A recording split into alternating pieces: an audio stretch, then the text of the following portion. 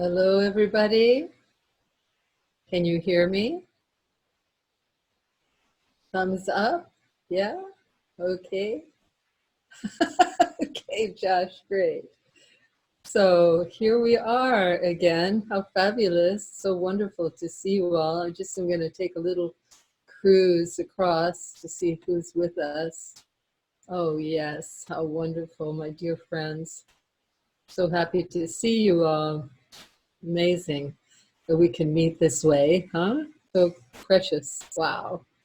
Oh goodness, and there's more than just one screen. I forget I have to look all the way. Oh my, fantastic. Well, we've got quite an international group today. Fantastic. Beautiful, beautiful. Well, how's it going, folks? Hasn't it been an interesting, amazing situation? Here we are. We're past the middle of April, which was the date I sort of set for myself to see how we were going to look into the future. I just heard from Josh that some of the states are going to release their confinement and send people back onto the streets again. I wonder how that's going to work. So this is all very interesting. I still don't feel quite safe enough to jump on a plane and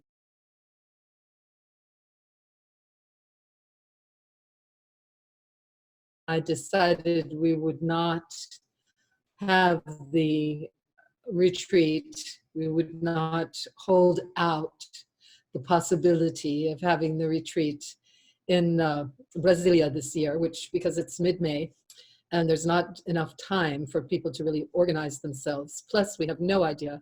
Brazil is pretty shut down, even though the president is not engaged in that way. The people are, the governors have all decided to shut the thing down. So we have no idea what's happening. So it was easier for us to just say that's not a possibility.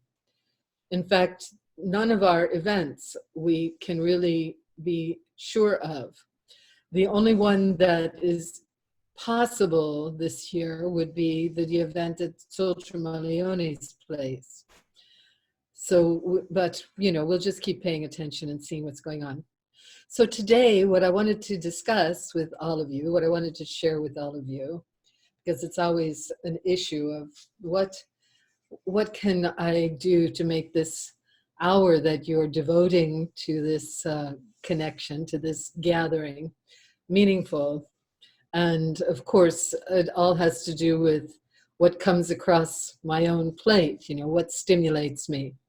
But this time, I was very happy that one of our members, so dear Jasmine, Jasmine Judith, who hangs out there in Costa Rica, she actually sent a couple of questions. And because it's something that often comes up, it's a set of an understanding or an exploration, psychological exploration, that I think is really essential for us to address.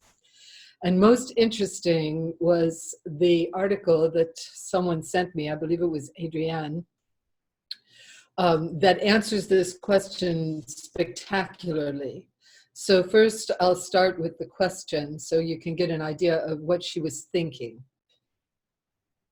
It says, oh, where did it go? Oops, wrong paper. I'm so organized that I lost the paper. Here it is. Okay. I once asked, she says, I once asked a question to you. People who do not have the capacity or fortune to study the Dharma, what do we do? What can we do? It's true that their situation is unfortunate. So what is your response to this? And my direction to her was to pray for them. This is, if you can't do anything else, you can't convince them, you certainly cannot give them a crash course on Dharma if they're not even open to listening to anything you have to say.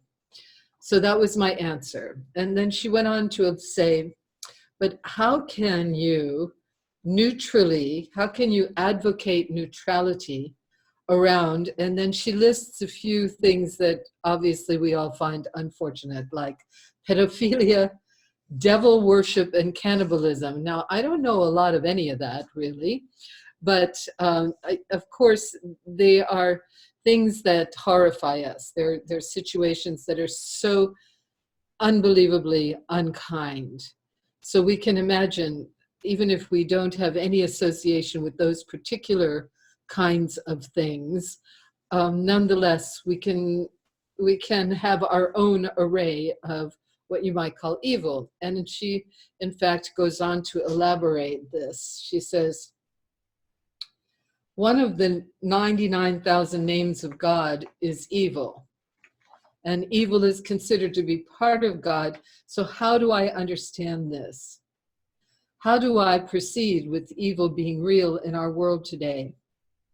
I've always thought that Tara was protecting me, and I've dealt with fear of the devil by not giving it any energy, but I think it's wrong for religious people to say that we shouldn't pay any attention to hunger and suffering.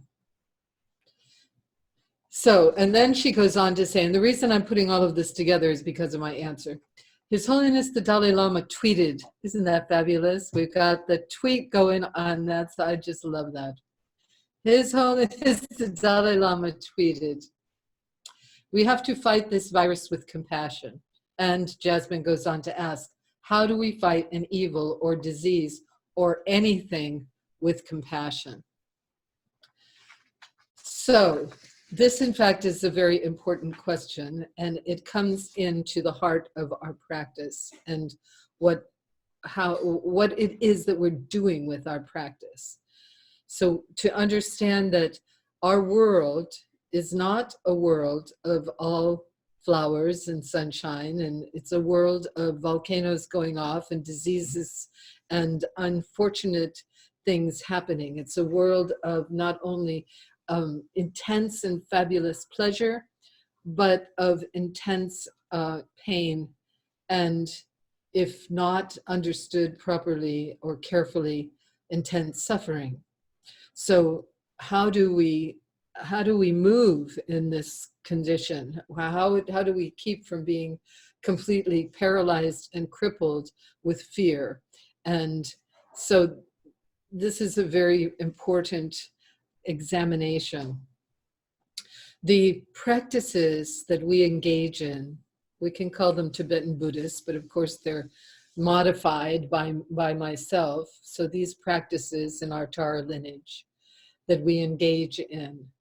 The really important thing to understand is that it's a methodology, it's a method of inviting us to examine our human life and its potential, and every aspect of our human life. How do we make it valuable? How do we understand it? How can we come to an understanding of our human life and work with it, with all of the various experiences that we have, not only of intense and wonderful pleasure or even mild pleasure, but also horror, being horrified by situations. How do we deal with this? So our practices are all designed to enable us to make the most of this situation. We are never told that we are going to end up without any challenges. We are never, that's never come into the picture. We are told that we can make of every challenge a blessing. We can see it and engage with it as a blessing. So that's, of course, the question. How do we do that in the face of these evil, as Jasmine has put it out, evil? How do we do this in the face of evil? How do we develop this capacity? So the piece that I want to bring in here, because it's so marvelous, just to sort of lay down the principle coming from neuroscience. Yay, the neuroscience laboratory once again comes up with this amazing, from empathy to compassion. It's really just so gratifying, this particular study. they had the good sense to invite a long-time meditator, someone who is well-schooled in Tibetan Buddhist practice, into their laboratory, a Western man, so he could articulate very carefully and clearly what was going on in him, and also to understand what it was that they were asking him for, because they engaged their examination. They started with empathy. They were examining empathy, and the question was, why do people who are deeply empathetic, who really feel into another person's suffering, why do they get burned out, and what do they do about burnout? Now, this of course has become a very important question, a very important thing, because in our current situation where we have doctors and nurses and people, as they describe it, on the front lines. So we have people on the front lines dealing with very ill, dying people, who have their emotional caring about these people. How do they keep from getting burnt out? And so the study, when this meditator, Matthew, is his name, Matthew Ricard, when he came in to be studied, they told him the same guidance about, as they were working with others on empathy. They were mapping, where does empathy arise in the brain? And they found that empathy, in fact, come very much into the primitive brain, eventually, of fear.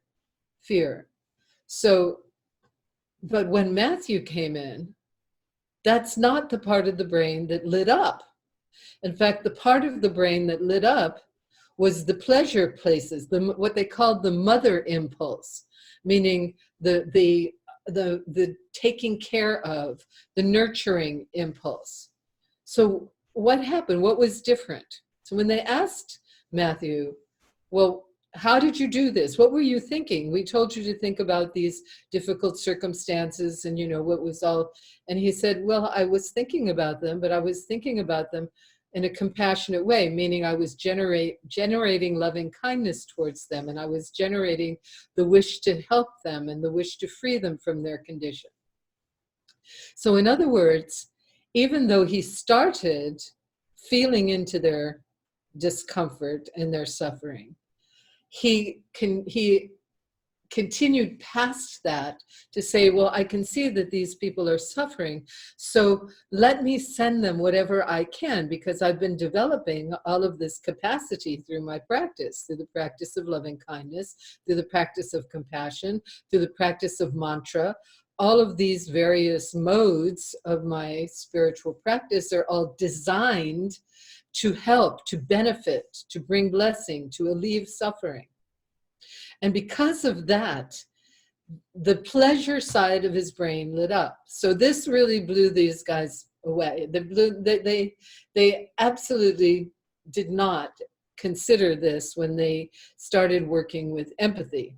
And so they went on to explain how, they started bringing in other meditators, and they also started teaching the meditation of compassion to their subjects, the ones that they were studying, trying to understand empathy and its burnout and what to do about it. And so they started working with them, guiding them into compassionate meditations. So allowing them to first feel the pain of another's pain, but then taking it the next step of starting to pray for them, to wish them well, to see them in the light of blessing, to see the conditions resolving in a positive way.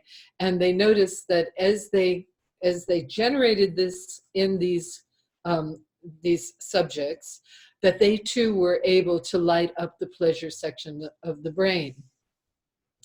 Now, this is such an important principle. It's such an important principle because again and again I'm asked, well, if we think about another's suffering, then I get tired, I get exhausted, I get burnt out. I look at the pictures on the television and I get overwhelmed by seeing others suffering. So the solution to that, and this is where when His Holiness says, we fight this virus with compassion, he is inviting us to recognize the conditions. Now, one of the things that is a very interesting quote that they have in this thing, where it says, it's not about ignoring things. It's not about pretending that something that really is not good, not pleasant, not functional. It's not about ignoring it and pretending that it doesn't exist or pretending that it's something else. Because there is definitely, in our wisdoms, when we talk about the wisdoms, one of them is the wisdom to discriminate, meaning the wisdom to determine what is of benefit and what it is not of benefit, what is not going to help others. So we can see this behavior, the pedophilia, and what was the other one, the other shocking one that she put out there in her question, cannibalism, that was a good one, and oh yes, and devil worship, oh gee. But, aside from that, I mean, we could just look at the causes of war or the causes of people taking advantage of each other or any of the things that we question, we feel are evil in the sense of anti-life. One of the sort of amusing little things is if you look at live, L-I-V-E, and then you turn it backwards, you get evil, E-V-I-L, right? So the opposition to life is evil. So what does that mean, really? How do we examine this in the light of our practice? And how do we use, what are the elements of our practice that are actively engaged in dealing with this whole question? So the thing to look at is to see where we start. We start our practice with the affirmation of, we are here on this planet. What is possible? What is capable? What is the highest possibility of our human potential is to manifest the inner wisdom. And that, understanding what that is, the basis of inner wisdom is interconnectedness. That is the basis of inner wisdom. Everything rests on that understanding. If we see ourselves as interconnected with everything that exists, no matter how terrible, now here's your Sufis and the 99,000 or however many names of God we got rolling there, why one of them also includes the darkness. We don't put the darkness outside. We understand that too is a part. You can't say that God is everything and not include everything that exists. And that includes what we might call evil, or that which is against life. So we understand that and we examine that. But as human beings, our question, how do we live a life to the peak of our human potential? That's our question. And we do it by not rejecting anything, and yet understanding that certain activities, thought, word, and deed, are going to either increase our capacity to bring benefit, or they are going to diminish our capacity. So from the beginning, we determined that the most important understanding that we have and that we must cultivate constantly, every moment, every nanosecond, everything that we do, is the interconnectedness with all beings. It starts there. Now, remember, these thoughts, just what these scientists are actually doing, they're hooking people up and they're simply telling them, think this way. And let's see what happens to the brain when you think this way. Or think this way, and we'll see what happens to the brain. So they are telling us how effective thought is on our well-being. Because when the pleasure and the maternal, the nurturing side of the brain is stimulated, it increases our life force. and it increases our capacity to be present, to communicate, to be intelligent, to be healthy. So why would we not do that? If we understand now, but this is the thing, to understand that basic, really get that everything that goes through our body, mind, everything that goes through our mind is affecting, it's effective. So according to the Tibetans who have, their teachings have exhibited on this crucible of exploration, their teachings have exhibited how to stimulate the body-mind in the most healthy way. So we start with this understanding of interconnectedness. Whenever we move away from that, the energy, the life force is diminished. Now, it also says in our basic practice of motivation, our basic understanding, when we rest in the heart of this wisdom mind, when we rest in the heart of this wisdom mind, we have a radiance. And that radiance is compassion. So here it sits at the very heart of all of the work that we do. And throughout every bit of practice that we engage in the path of Tara, in the path of Tibetan Buddhism, and hopefully in whatever path we choose, that as long as we are stimulating that understanding that we are interconnected with everything that exists, that there will be a natural radiance from us that is loving compassion. So now this goes beyond empathy. This is not, when we say, I'm willing to take on another's suffering, what we want to do is we want to take it away from them. We want to take that energy away from them. And because we understand that it is not necessary to suffer, we may experience pain, but we do not need to cultivate suffering. When we do that, then we radiate our love. We constantly think, may whatever I am doing be for the benefit of all. And this will come into every 6 lines practically. It doesn't matter what you're doing. If you're making offerings, at the end of those offerings, you are acknowledging, may this be for the benefit of all. And right from the very beginning, we are stating, may this be for the benefit of all. Now, the third aspect of our prayer of motivation, may we gather the power and the skill. Because again, this determination is that however we engage, these are big issues that we're looking at. We're looking at this virus that's not only killing people, but it's making them crazy. It's forcing them to stay in their houses. They're afraid to go out on the street. And once again, we're seeing the opposition forces saying this and that. We see how much suffering there is in this particular condition. So rather than despairing over the situation, we simply recognize it as another part of this amazing life that we get to participate in. And what is our job? Well, how are we going to meet this skillfully? How are we going to meet this? Well, hopefully we have gathered in the power to be able to radiate our loving compassion into the world. Now, at one point when I was doing practice with Lama Tenzin, this is many, many years ago, and we were doing Tonglen practice for, I think, 5 days or something, taking and sending. And I asked him, I said, well, is this really helping other people? And he said, well, probably not. So I was kind of taken aback by that statement. Really? Well, then why are we doing it? And he said, because it's really helping you.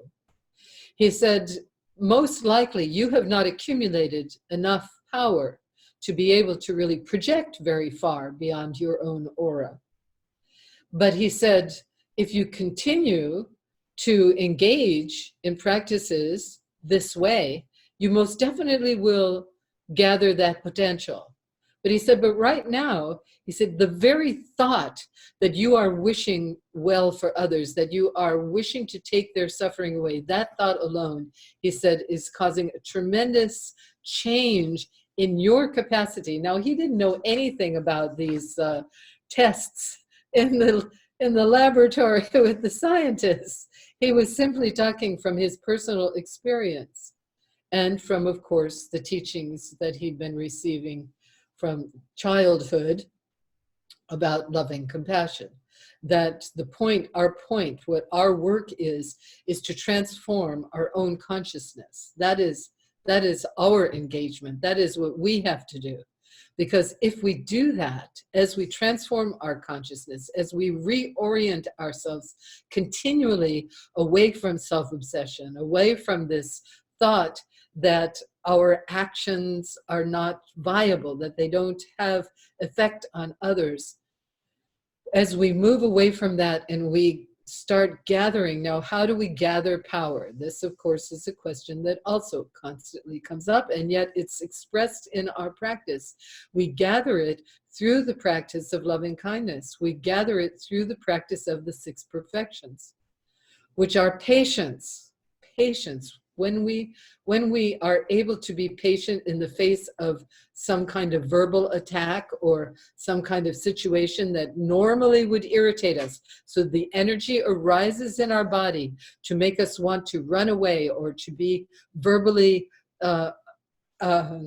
abusive or any of the things, if we can cultivate patience in the face of difficult circumstances, we increase our capacity. We increase our capacity. And so acts of generosity, the 6 perfections, patience, perseverance, if we see that there is an activity that is going to bring benefit and there is opposition to this activity, we find a way with our creativity and with our power to move through and around it so that we can continue to bring benefit. Generosity. Giving is one of the most important things we can learn to do to stimulate this energy, this rarefied life force that we are capable of attracting to us in order to be able to be effective when we are seeking to benefit others. So explore the 6 perfections, explore concentration, meditative absorption. These are ways that we develop the mind. We develop the mind in its capacity. Ethics, understanding. Ethics are very basic, actually. Of course, there are long lists of what this guy and that guy and this organization and this religion think are ethics. But you can boil it down to the old golden rule, the do unto others rule. Yes, do unto others as you would have them do unto you. But I would say really the golden rule is, if it moves towards interconnectedness, you're heading in the right direction. If it moves away from interconnectedness so that it's only care for only you, if it's that's self-obsession. And that's what is not going to get you anywhere. That's what's going to decrease your vitality. It's going to trap you, actually, is where you cannot move and function. So you do not want to go in that. That's the ability to discriminate. You look at a situation. If you have something and you're questioning yourself, you're questioning, what do I do? What you should always ask, what is the greatest benefit for the greatest number? That is where you want to go, as much as you possibly can. Where is the greatest good for the greatest number? So to answer your question and to continue to sort of illumine, because Jasmine, it's such an important question, what you're asking. It's the basis of everything that we are doing, which is to be able to move in the world as a radiant light being. And how do we develop this capacity? That is the question. That is the question that all of our practices answer. So now, moving from the practice of our motivation, right? The next thing is refuge. We need to be able, and this was another quote that I just thought was really amazing. Let me see if I can find what what they titled it, because it was really so amusing that these things just sort of popped up. Oh, I don't see it. Doesn't matter. It doesn't matter, because the point is that if we find ourselves disoriented in any way, if we find ourselves feeling depressed, if we find that we just think this is difficult, what I'm saying, it's certainly not easy. It's simple, but it's not easy. We have to persist with this constantly in mind. It's easy to fall away. And so as soon as you start thinking only about yourself, things start getting darker and darker and more depressing.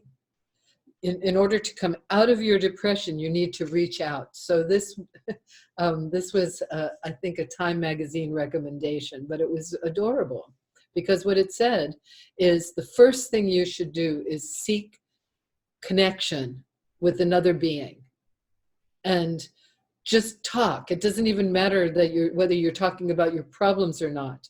Allow yourself to be connected with another being. Now, they were this whole business, it was, how to remain sane in the midst of this virus where we were all isolated. And so they were saying, reach out, pick up the phone, go online, reach out to another human being. This is the essence of refuge, really. I mean, to a Buddhist, they would say, reach out to the Buddha. That's excellent. Reach out to the enlightened ones. By all means, call upon Tara. Don't be shy about that. It doesn't matter what you're feeling. It doesn't matter. A lot of times people will say, well, doesn't she just get tired of hearing me whining all the time, of hearing me whinging all the time? No, actually. Does any mother ever get tired of it? You recognize your kid is hurting. You want to fix the problem if you can. You want to give them whatever you have to give. And she's got the maximum amount of inspiration. So if you really want some inspiration, turn to her. But you also have a lineage of practice here. We have some wonderful, wonderful guides that are being developed within our Tara Dhatu. Really, it's fantastic.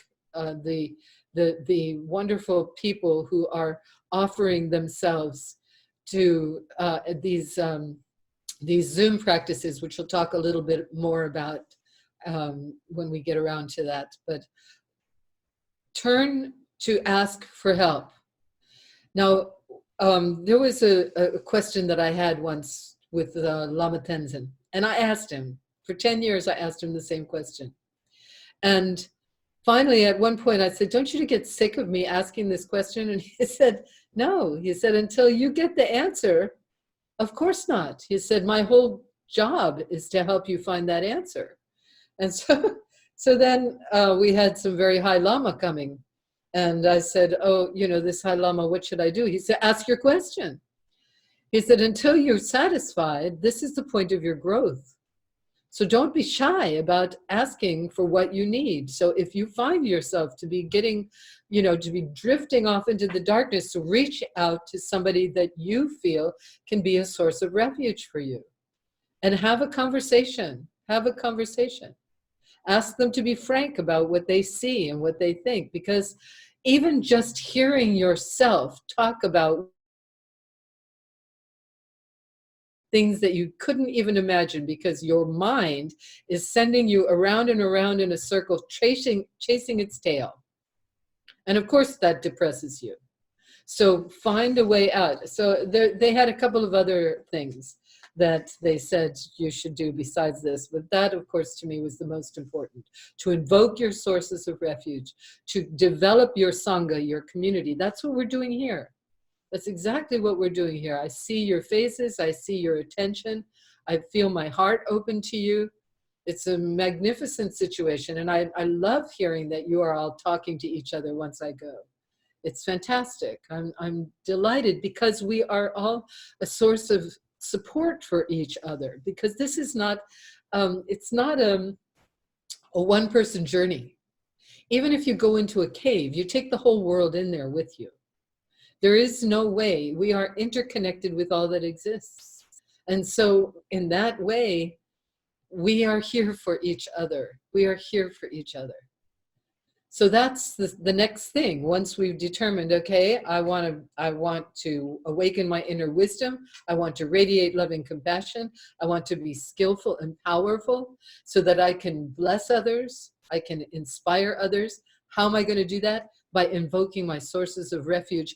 And then comes Bodhichitta. And Bodhichitta is probably the most powerful thing you can do, which is to make the statement, whatever I do, may it be for the benefit of all beings. And you think constantly, I am accumulating the power, I am accumulating the skill so that I can be present for everyone suffering. Now back to Jasmine's question, because this is an important thing to understand, why this is so powerful. If you look at your own life, look back however many years, and see how you personally have developed. Remember the time when you would get so angry and pissed off that you would throw something, or you would scream at somebody, or you would march out of the room, or whatever it was that you were doing. At this point, you can look back and say, that was not very intelligent, or that was not very compassionate, or that didn't work. If I'm trying to be happy, that definitely didn't work. Okay, and then when you look at that part of yourself, you can simply love yourself. You can simply say, well, that's ignorance. That was ignorance. Now this is, again, an absolutely basic and important Buddhist understanding. One of the most important things that they will say is that all harm that we do to others is based on ignorance. That's it. It's based on not understanding interconnectedness. Because if you knew that everything that you did was affecting you totally, cellularly, that your anger was going to come back at you, would you do it? If you knew that you were harming yourself, would you really do it? If you had the control, would you do it? No, you would not. But you didn't have the control. So you can have, this is an activity that I encourage you to do whenever this sort of sensory thing comes up, is to have compassion for yourself, to realize that ignorance, we came up through in this culture to the point where we are now, we came out of ignorance. And so we look at what we were, and we can have compassion for that being, seeing what you really didn't know. You didn't have an understanding of interconnectedness. So because of that, you made mistakes. And so you can have mercy towards yourself. You can forgive yourself. You can love yourself. Just like a mother loves her child blows it, they do something ridiculous, you have to somehow help them to control themselves, and yet you never stop loving them. So that's one aspect that you need to remember when people are behaving in ways that are obviously harmful for themselves and everybody around them, is that they're ignorant. And you cannot change ignorance by telling it stop being ignorant. That is fruitless. It doesn't work. So you need to devise some method of engaging with people who are displaying ignorance in a compassionate way, but nonetheless a way that helps to help them to function in their situation, if you can. This is what we pray for. This is what skill is about. It's about learning how to talk directly, how to talk underneath things and around things so that you don't generate more resistance. That is what we do with people who are behaving in ways that are harming others. And that is where our job, again, here it comes. This is the Bodhichitta, the Bodhisattva vow. This is the Bodhisattva intent, which is to accumulate as much power and energy as you can so you can meet every moment with compassion. And that you see the world and all of its array, everything that's going on, all of the individuals, all of the people, all of the craziness, all of the difficult situations, and you simply open your heart and allow your loving compassion to pour into the situation, and you pray that you may know exactly what it is that you can do to help the situation. And sometimes there isn't anything that you can do other than pray. And that's fine, because we have found that prayer has tremendous effect from those who have cultivated the capacity to concentrate and to get their own distortions out of the way and simply focus on loving and wanting to help others. So those preliminary practices that we do before we engage with Tara are so important. They're so important, and they're important to keep in mind throughout the day. This is why when we engage in the protocol of practice with Tara Dhatu, I know many of you have started that protocol, that we start by really looking at these things, contemplating them over a period of time, because you really want to get it into the marrow of your bones, as the Tibetans say. You want it to be so part of you that it automatically rises. It automatically meets the situation. We have many different kinds of habits that we've developed over the course of our life, but we can change these. We can change them into habits that are infinitely beneficial. And if they're benefiting others, now here's another cute one that our scientists tell us, that there's more energy, there is more endorphins released, more happiness endorphins are released when somebody gives something to someone else rather than receive something. Although you get endorphins from receiving goodies also, but there's more from the giving of. So think about giving of yourself, the ways in which you give of yourself.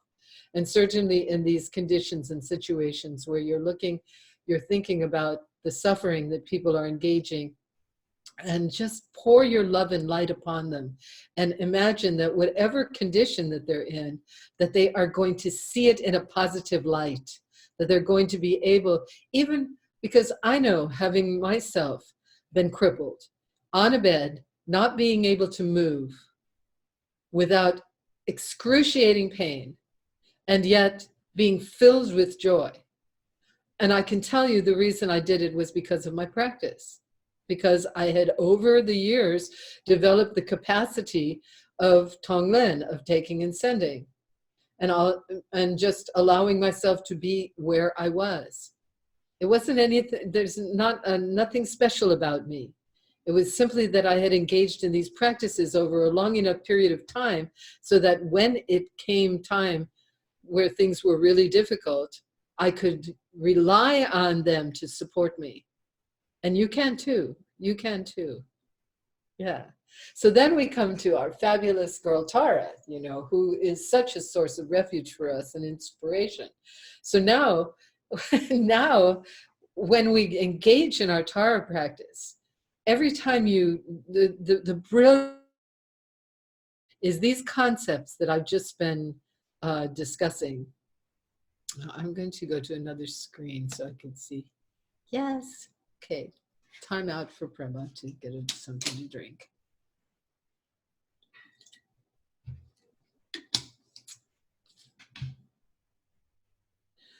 The practice of Tara that we engage in all throughout these understandings that I've just been discussing and elaborating on, they are interwoven throughout the entire practice. So we are constantly being called on to let go of whatever holds us back, to really examine it, to allow it to surface.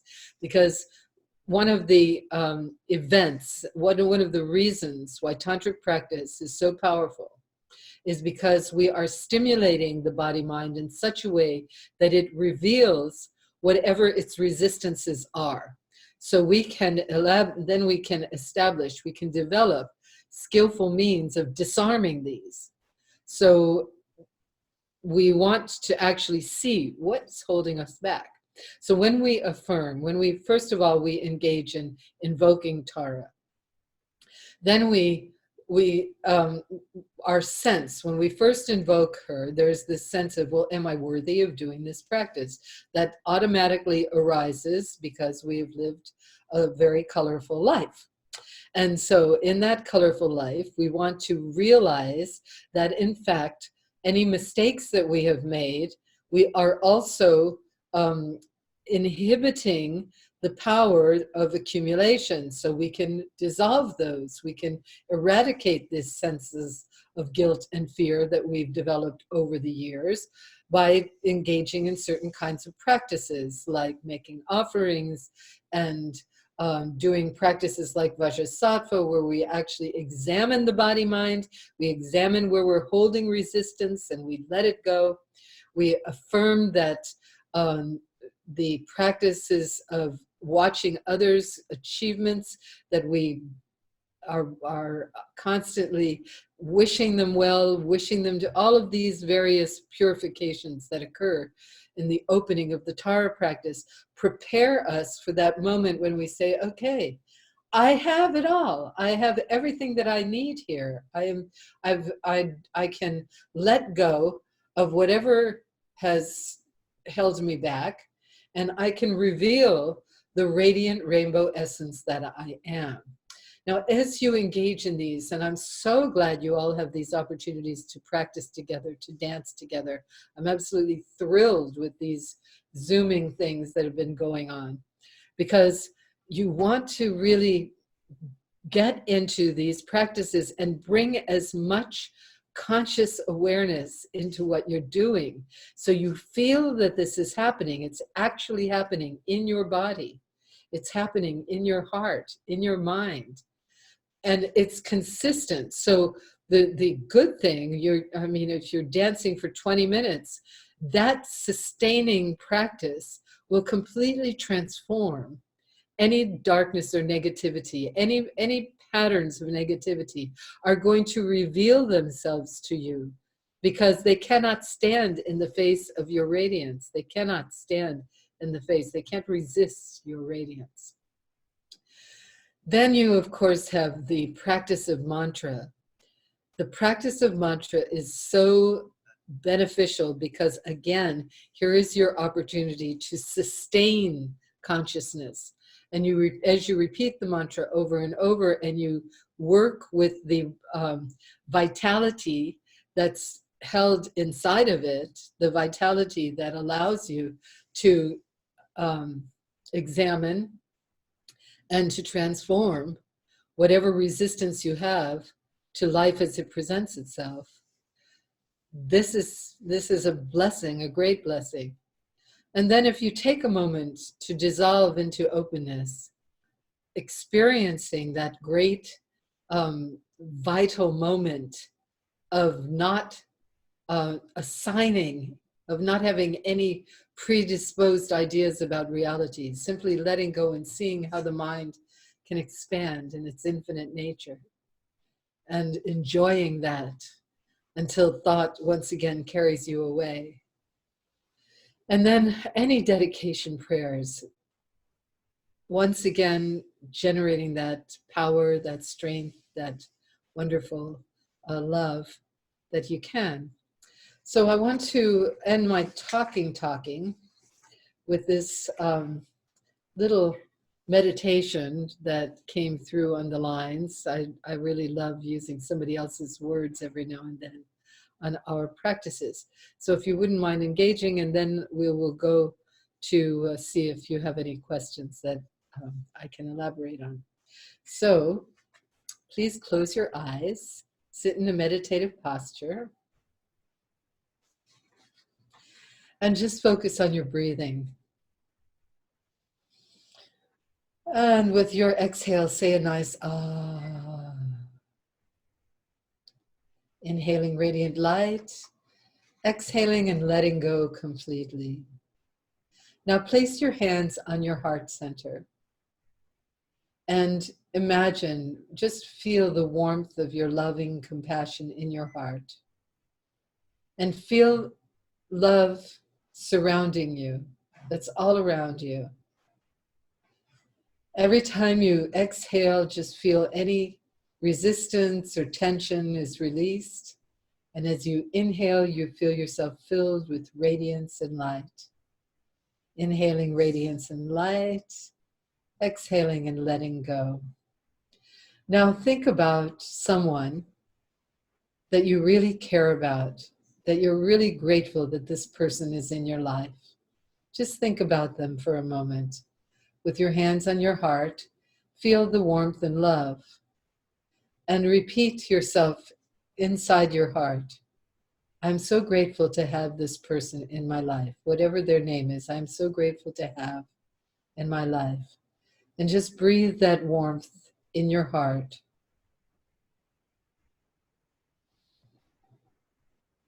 If possible, try to get an image of that person or situation. Just feel them to be there. And feel how grateful you are. Just wonder how wonderful, how grateful you are to have this person in your life.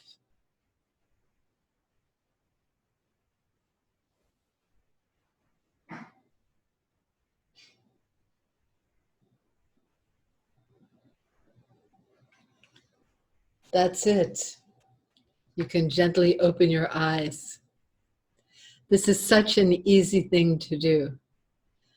It's recommended that you actually do it as much as you possibly can to really soften the heart and to make the sensation, to tune you in to that marvelous sensation of love and compassion. So, my dears, now it's time for you to tell me if you have any questions about anything that I have said so far. Please raise your hand and Josh will liberate you. I have one question that came through in the chat panel from Hope, who was asking for an update on Arrey. Arrey is continuing to struggle with her condition, and so she's doing her best to manifest healing in her various circumstances, physical circumstances, and I ask that we keep her in our prayers. She's out of the hospital, and as of today, she's out of quarantine because the Maui Memorial Hospital had so many cases of the virus that when they sent her home, they said she had to remain in quarantine for 14 days. So today is the last day, which means that Arrey will be able to go swimming.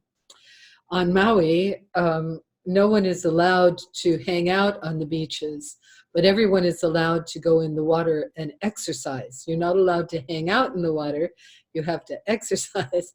So Arrey will be fine with that. So, returning to her mermaid source, I think will really bring a lot of joy to her. But yes, keep her in your prayers. Any other questions? If you have a question, if you will raise your hand, just sort of wave, and Joshua will liberate your mute button.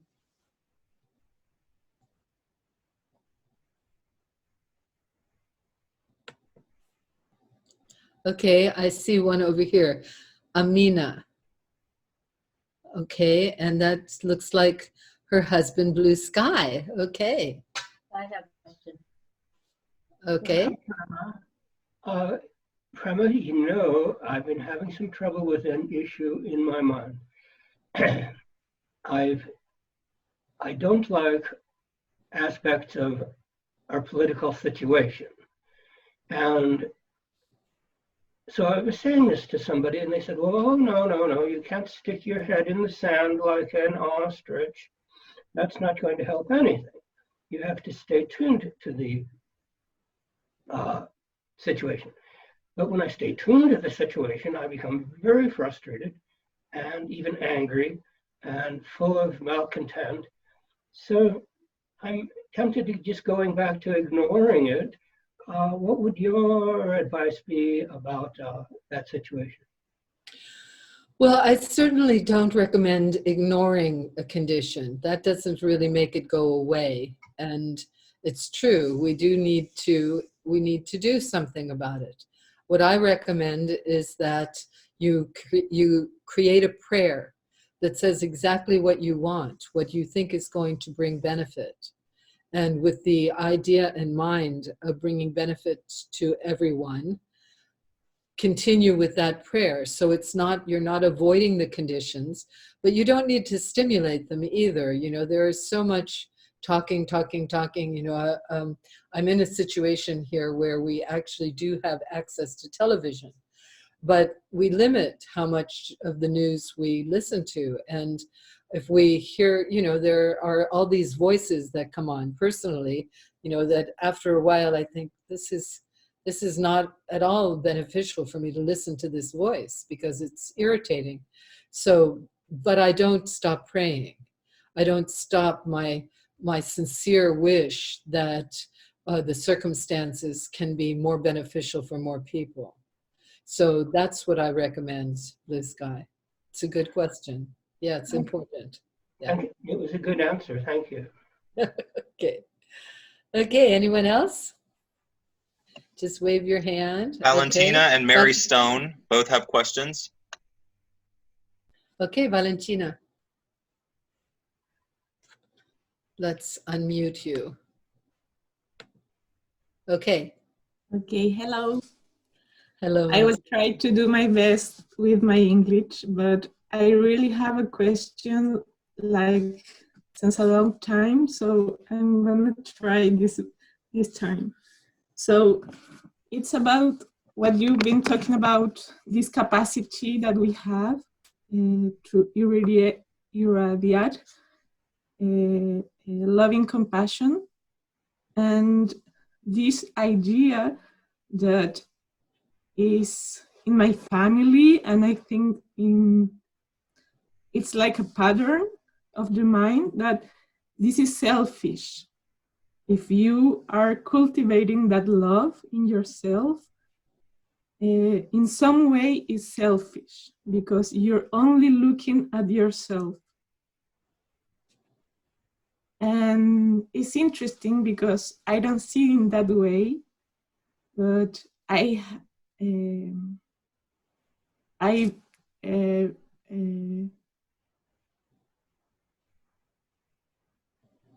heard this from other persons. So if you can talk a little bit about that, or I don't know. Okay, so let me make sure that I understand you, Valentina, because I'm not sure I understand the question. Okay. You're saying that your family feels that you working on yourself, trying to understand yourself, have compassion for yourself, etc., that this is a selfish thing. Yeah, sometimes, yes. Okay, and so and yet I'm telling you that this is what you should be doing, right? Yes. And so you're wondering, how do you put those things together? Okay, yes. Because when we have the true capacity to love, we have to know what love is. We have to feel it inside of ourselves. We have to feel it for ourselves as well as for the rest of the world. Otherwise, we don't know what it is. And in order to really love others and to help others, we have to be able to focus in on that sensation, on that understanding. So these things that we're discussing, we are doing this so that we can truly be of benefit.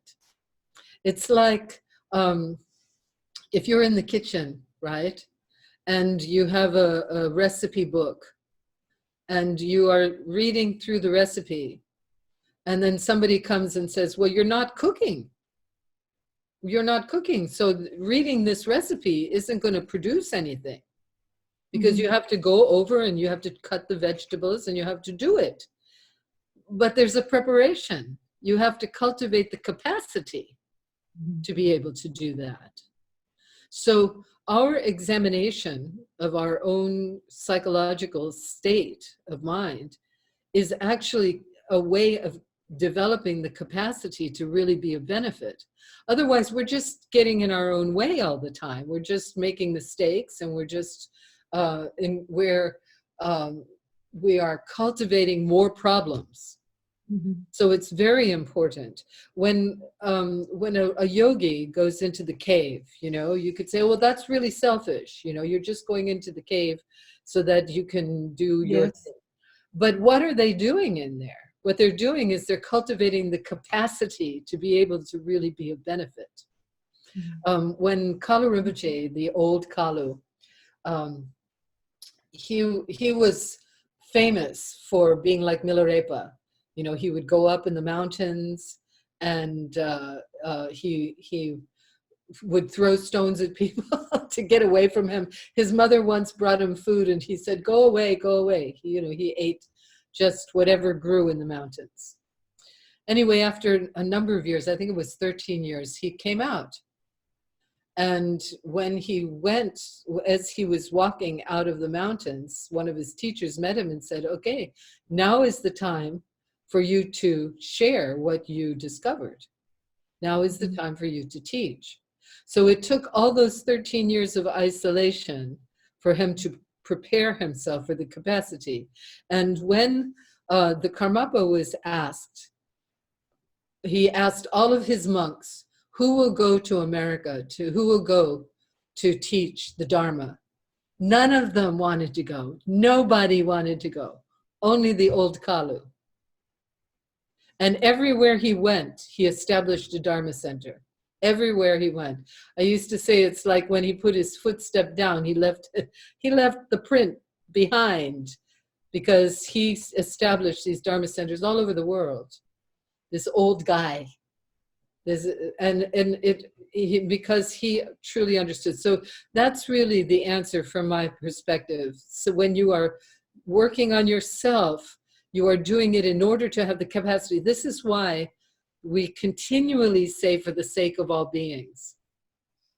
I'm here manifesting this wisdom so I can radiate my loving compassion. I'm developing skill and power so I can bless and empower others. So, of course, we want you to develop that skill. We want you to have the power to truly be able to benefit. Okay? Okay. Thank you. Good question. Thank you. Okay, so Mary, let's see if I can find you here. I've unmuted her. Okay. Oh, okay. So I have to do my, no, I don't have to do anything. Nope, you can talk. I can hear you. Well, her wonderful question made me think about when a mother is trying to be a mother, does she get chastised because she is meeting with other mothers to find out how they solve their problems? I mean, that's the great thing about, to me, the Tibetan Buddhist or the Buddhist teaching is you need to check out your own mind and how it functions. And if, things come up, you say, hey, I need to really examine that. I mean, it's, as you say, the golden rule, you can only really know how to love others or to be of service to others if you check yourself and say, okay, how am I, kicking myself in the butt or putting my shoe in my mouth? And obviously that's not going to move me forward. And the other thing for Amina's partner is the old thing about when you're scolding someone, one finger is going out, but what happens to the other three? Coming right back to you and possibly right. So you're just hurting someone else with one finger, but three fingers are coming back to you. And how does that make you feel? How does that one finger going out make that person feel? But remember, the other three are coming back to you. So that's an image that I love to remind myself whenever I'm getting pissed off or thinking, okay, let's send an arrow of love. because 3 will be coming back to me. And it's like, oh, I can do that. That would be. Okay, thank you, Mary. Mary, But so the question is, I had, given our current decision maker, how do you evaluate someone who thinks they're doing the greatest good for the greatest number? And you're like, whoa, I don't understand that person's criteria. How do I absent myself from making decisions on, no way, that is not a benefit to the greatest number, let alone even good. It is harmful. yes, So it gets very, like, as you say, chasing your own tail. well, it's tricky. This life, Mary, is not straightforward. It's not easy. It's not easy to always understand what's happening or why. We can't always see the bigger picture. We don't, people make mistakes according to our criteria of the greatest benefit for the greatest number. And we have to somehow adjust our own capacity around these mistakes or around these conditions. We cannot change them.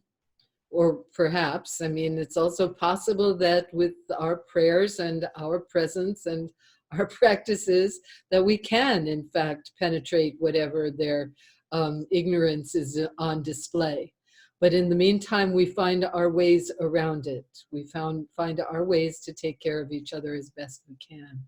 Right. And so we say to Tara, please let me understand how I can, in this situation, with my deeds, my understanding, affect something more beneficial for them.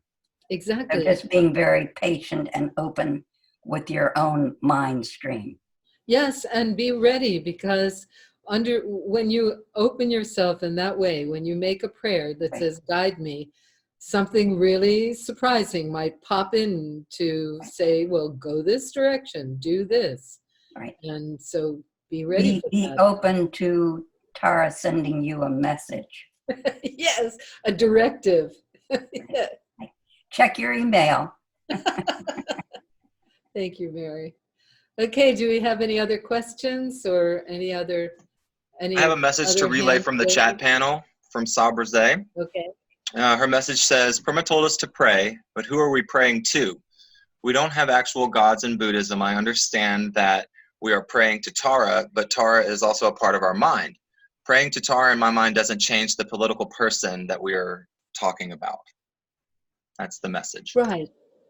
What we are addressing in prayer is our concept, our conception of what is the highest beingness, you might say, that we can imagine.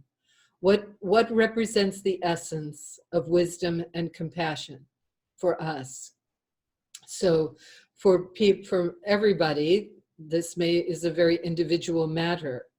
And according to these teachings, ultimate wisdom and compassion rests within ourselves. But we have engaged in various activities that demonstrate ignorance, and we don't have great experience. And so we are trying to clear that from us so that we can really hear the internal wisdom guide. But when it becomes difficult for us to hear, because sometimes we become agitated, we lose our focus, we lose our capacity, then we need to, it's helpful if we have an external source that we can appeal to for guidance.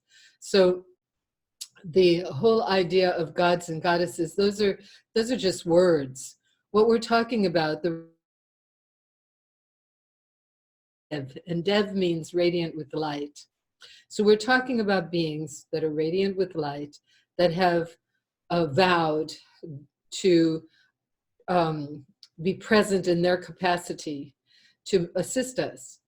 Now, we don't have to call upon them. We don't have to invoke them. We don't have to make them part of our refuge tree, but it's helpful. if we can, because certainly there are times when we ourselves have a difficult time getting into the internal wisdom and compassion. Now, these practices are all designed to help us to be able to do that, to be able to really trust our inner guidance. But sometimes that's not so easy. And so that is why we engage with an external source of refuge. But it's not necessary, you're correct. I hope that's helpful.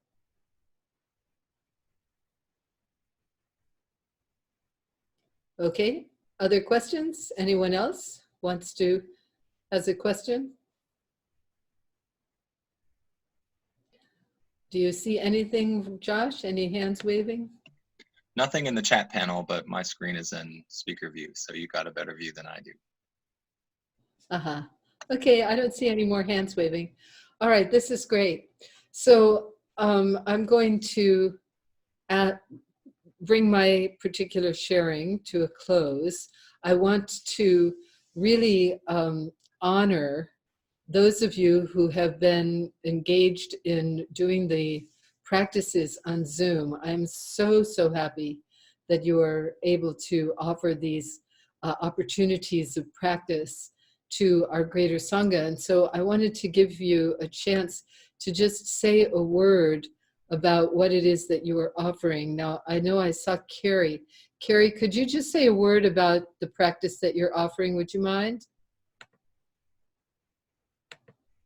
I'm going to unmute you. Hi. Hello. Come on now. At 11 o'clock Pacific time, daily, we're doing a daily practice with the Phoenix Sangha. Parvati and I are taking turns leading. On odd days, we do the qualities of Tara. On even days, we do White Tara of Six Shields, Calling Tara. So we do about an hour of dancing and then sharing if people want to share. So thank you for everyone that's been participating. Well, thank you for continuing to do that. I'm really grateful. It's wonderful. I've received many comments of how much people appreciate being able to practice. It's wonderful. So I'm going to mute you, and I see Amber is right next to you on my screen. Okay, Amber. Let me see if I can unmute you here. There we go. I'm unmuted. Can you hear me? Yep. Hi. Hi, everyone. Aww. So yes, we're doing a friendly gathering. It's 8:15 Eastern time every morning, just because 8 was a little dicey, and for some reason 8:15 seems to work. I'm mostly leading, but it's really a group practice.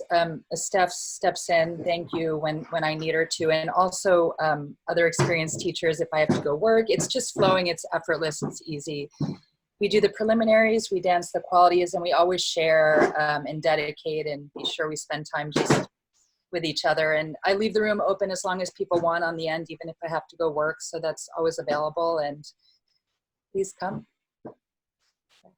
Thank you. Fantastic, Amber. I'm delighted, really delighted. Okay, and then Miri is somewhere around here. I think she was. Do you see Miri, Josh?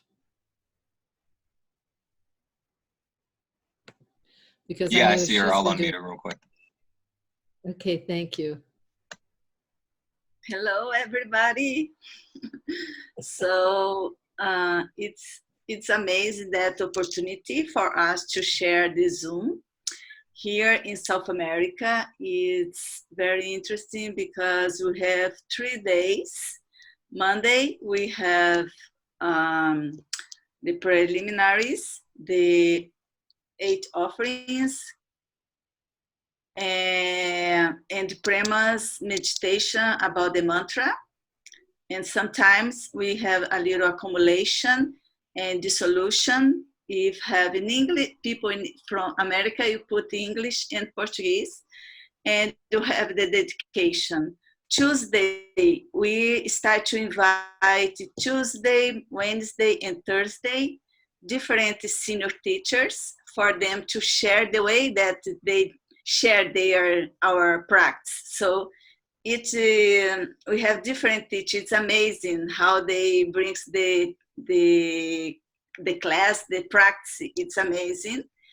And on Friday we have another with the same program from the Monday, only change from the calling chart from the 6 shields.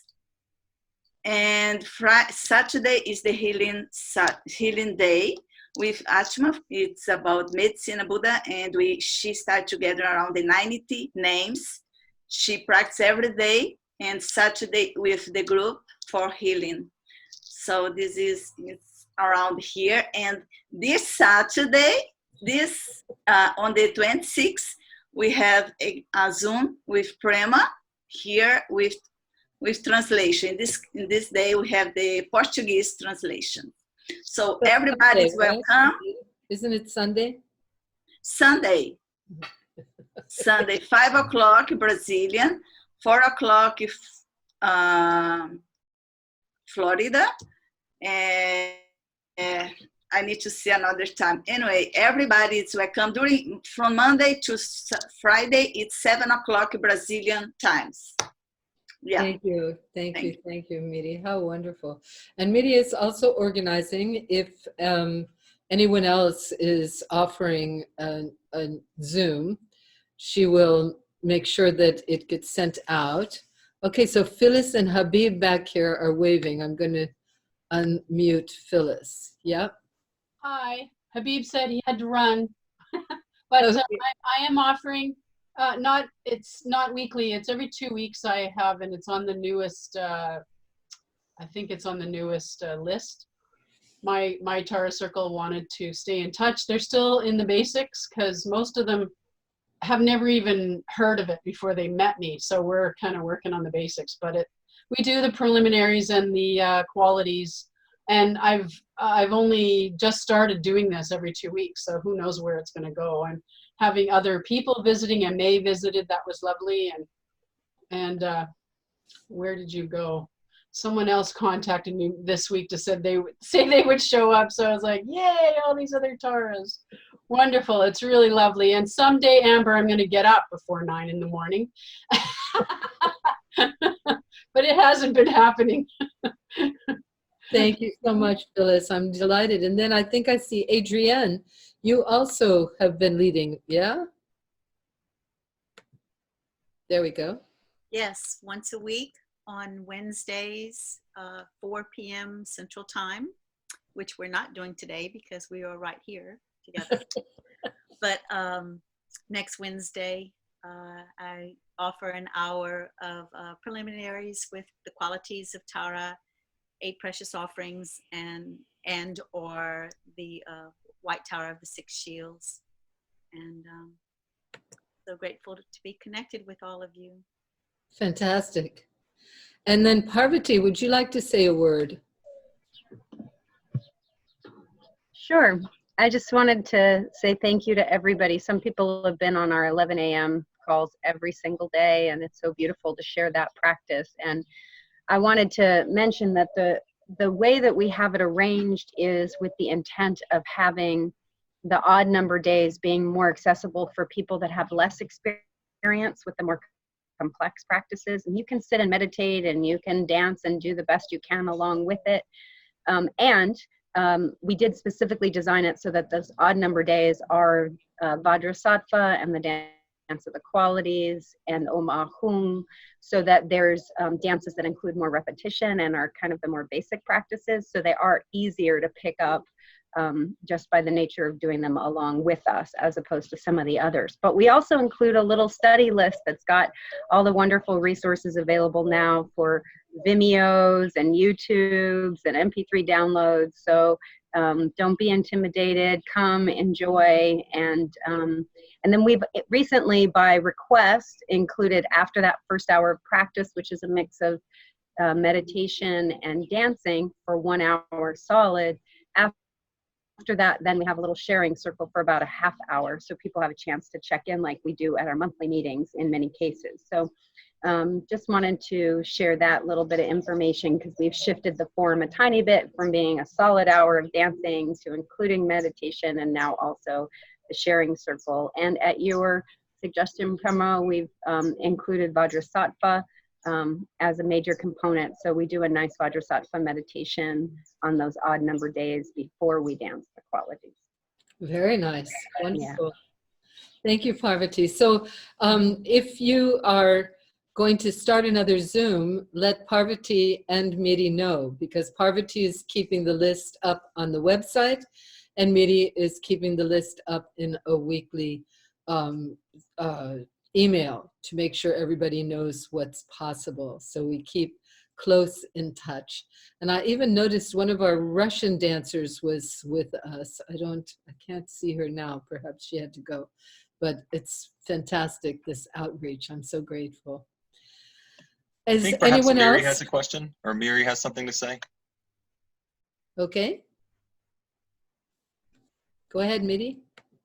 Yes, the teacher in America or however that would like to use the, don't have the Zoom, we can share, like I help with Adrian to make appointment, we can put in the Dhatu Zoom.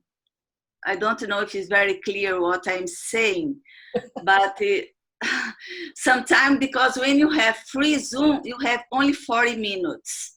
Yes. But because we, Parvati, Adrian, and me, and Carrie, we are using the Dhatu Zoom. So in this case, we want to, of course, the priority is Prema. But if someone wants to share also some meeting and needs some Zoom, talk to me, we can organize the time. Yeah. Don't stop because you don't have Zoom for 1 hour, please. It's wonderful to see everybody leader in the meeting. Yeah. Thank you. Beautiful. Thank you, Miri. Okay, my friends. So if with your hands at your heart just for a moment, let us feel the wonder and beauty and graciousness of coming together in this way, this open-hearted way. And I ask that whatever we've shared during this past time, that it inspire us and help us to move forward at this time in our life, that we are continually surrounded by light and love, that we generate the radiance of light and love in our own heart, and that we are capable of radiating this light and love into the world. And we wish with all of our hearts that our efforts bring blessing, upliftment, inspiration, and joy to everyone. Om. Om.